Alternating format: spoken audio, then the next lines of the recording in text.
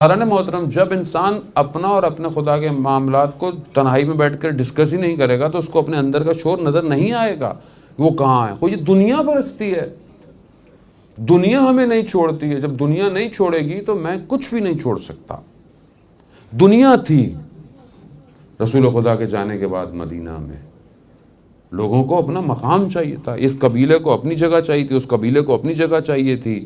وہ بھول گئے کہ رسول خدا نے کیا فرمایا. وہ بھول گئے کہ اصل اسلام کیا ہے. وہ بھول گئے کہ اصل اسلام کی کامیابی کس میں. وہ ان کو کچھ نہیں یاد رہا, انہیں صرف ہم یاد رہے. ہم کیا کریں گے, ہمارا کیا ہوگا. ہم پرانے لوگ ہیں, قبیلہ ہمارا ہے, ہم نے یہ کیا, ہم نے وہ کیا ہے. خوب یہ کوئی گھر کی جائیداد تھوڑی تھی یا کوئی آباء و اجداد کا معاملہ تھوڑی تھا. یہ دین خدا تھا, الہی معاملہ تھا. خوب نہیں سمجھے. کیونکہ نفس اور دنیا پرستی تھی. ہر انبیاء کے سامنے جو آیا ہے, ٹکرا ہے, اس کی دنیا تھی. فرعون حضرت موسیٰ کے مقابلے میں انا ربکم الاعلی, میں ہوں سب سے بڑا رب. کیا چیز تھی, دنیا. مگر فرعون کو نہیں پتا تھا کہ مر جائے گا, خاک میں چلا جائے گا. اور دنیا نہیں چھوڑتی. کیوں لوگوں نے مولا کائنات کو چھوڑ دیا؟ دنیا. اب آپ سوچیں, دنیا مہم تھی یا ولایت مہم تھی؟ کیوں نہیں فیصلہ کر پائے؟ آج ہمارے پاس یہ آپشن ہو, دنیا چاہیے یا ولایت اہل بیت کی اطاعت چاہیے, کیا کریں گے؟ ابھی تو بولیں گے تو سب یہی کہ ولایت چاہیے, اہل بیت کی اطاعت چاہیے. لیکن عملاً کتنا ٹائم ہے میرے پاس سیکریفائز کرنے کو؟ کتنا ٹائم میں اپنے امام کی ولایت کے لیے دے رہا ہوں؟ آج کتنا سنجیدہ ہوں میں. وہ واضح, اس سے واضح پتہ چل رہا ہے. آپ کو کسی کو بتانے کی ضرورت ہی نہیں ہے. آپ جائیں اور آپ کا پروردگار جانے, آپ خود سے سکتے ہیں. وہاں کیا تھا؟ وہاں یہی تھا, خوف تھا, جان کا خوف تھا. اگر مولا کی اطاعت کریں گے مار دیے جائیں گے, سینکشنز لگ جائیں گی. یہی تھا نا, سینکشن لگ جائیں گی, مدینہ میں پابندی لگ جائے گی, یہ لگ جائے گا, وہ لگ جائے گا. شیب ابی طالب میں کیا تھا جب رسول خدا کو جو ہے وہ کیا تھا, سینکشنز تھیں. اور کیا تھا, رسول خدا نے اپنے سینوں پہ پتھر باندھے بھوک کی وجہ سے. مگر کیا تھا, ناکام ہو گیا اسلام یا کامیاب رہا اسلام؟ یہ کفر سمجھ نہیں پایا ابھی تک. یہ معاملہ الہی ہے. تم جتنی پابندیاں لگا لو ہم اتنے زور سے اوپر آئیں گے. کیوں؟ کیونکہ الہی معاملہ ہے. میرا اپنا گھر کا یا میری اپنی کمپنی کا معاملہ نہیں ہے. پورا مدینہ خاموش تھا. ظلمت کے بادل جو تھے وہ فتنے کے بادل جڑے ہوئے تھے. کتنے لوگ تھے, گنتی پر بھی لوگ نہیں تھے, ہاتھ کی انگلیوں کے برابر بھی لوگ نہیں تھے جو مولا علی کی حمایت کرتے. مگر کیا ہوا؟ مگر کیا ولایت ختم ہو گئی؟ کہاں گئے وہ, کہاں گئے اور ہم کہاں کھڑے ہوئے ہیں؟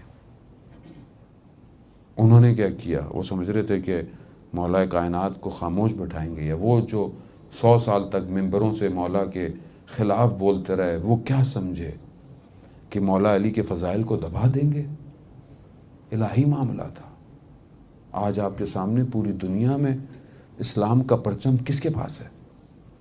اسلام کا پرچم انہی کے پاس ہے جن کے پاس ولایت علی بن ابی طالب ہے.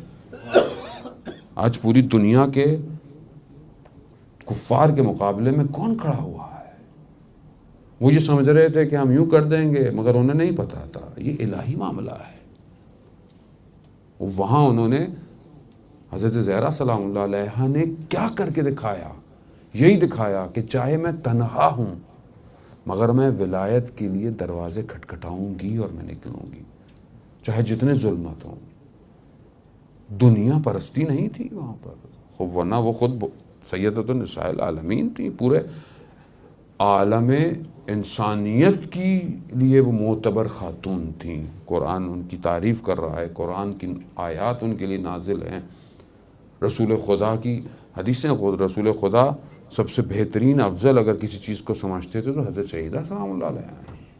خود حضرت عائشہ سے روایت ہیں کہ رسول خدا حضرت فاطمہ سلام اللہ علیہ کہ اتنا بوسہ لیتی تھی. تو میں نے پوچھا کہ آپ ان کو اتنا بوسہ کیوں لیتے ہیں؟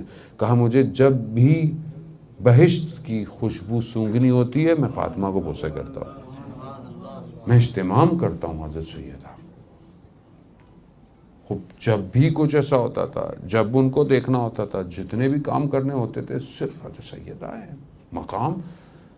مقام عبودیت اور بندگی کی وجہ سے تھا، خدا کی پسندیدہ خاتون تھیں، خدا نے ان کا انتخاب کیا تھا۔ نام جتنے بھی رکھے گئے وہ سب خداوند متعال نے رکھے تھے نام۔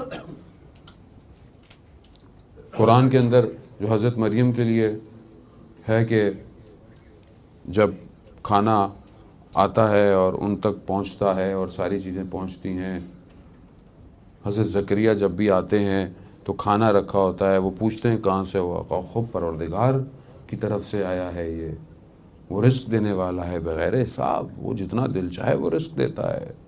خود رسول خدا ایک دفعہ اپنی بیٹی کے گھر کی طرف آئے کہ مجھے بھوک لگی ہے، کھانا نہیں ہے گھر میں۔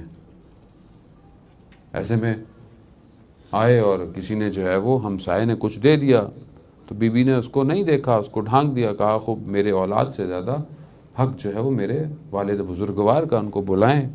جیسے ہی وہ آئے انہوں نے دیکھا تو وہاں پہ نان ہے، گوشت ہے، بی بی بھی تعجب میں ہو گئی، اتنی ساری چیزیں۔ تو ان سے پوچھا کہاں سے آیا، کہا یہ سب آپ کی برکتوں کی وجہ سے ہے۔ انہوں نے بھی انہی آیات کی تلاوت کی کہ خدا جسے چاہتا ہے بے حساب رزق دیتا ہے۔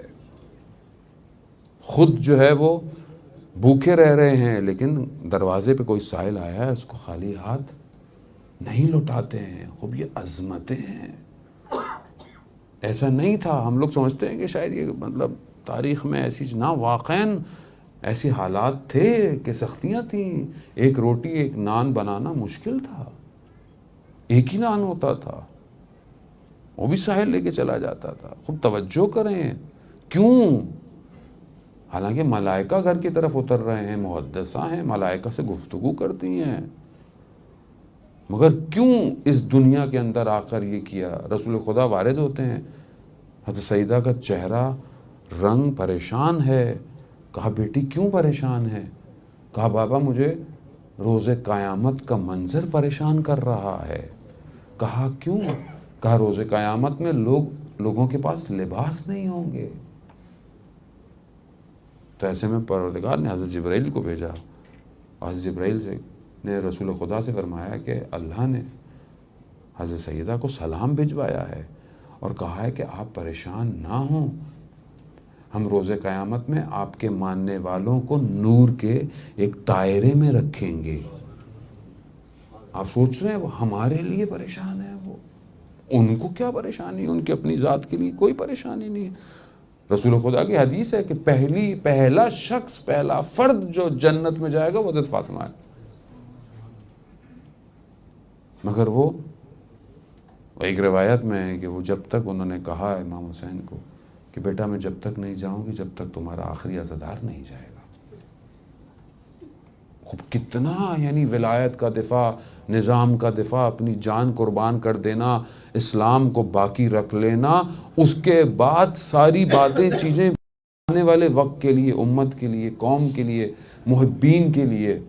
کتنی روایات ہیں آخر الزمان کی، قیامت کی، جہاں کہ بی بی جو ہے وہ ہمارے لیے خدا سے کہہ رہی ہیں کہ پہلے میرے شیعہ، میری اولاد کے شیعہ، ان کے دوست، ان کے محبین، ان کی اولادیں جب تک بہشت میں نہیں جائیں گی میں نہیں جاؤں گی۔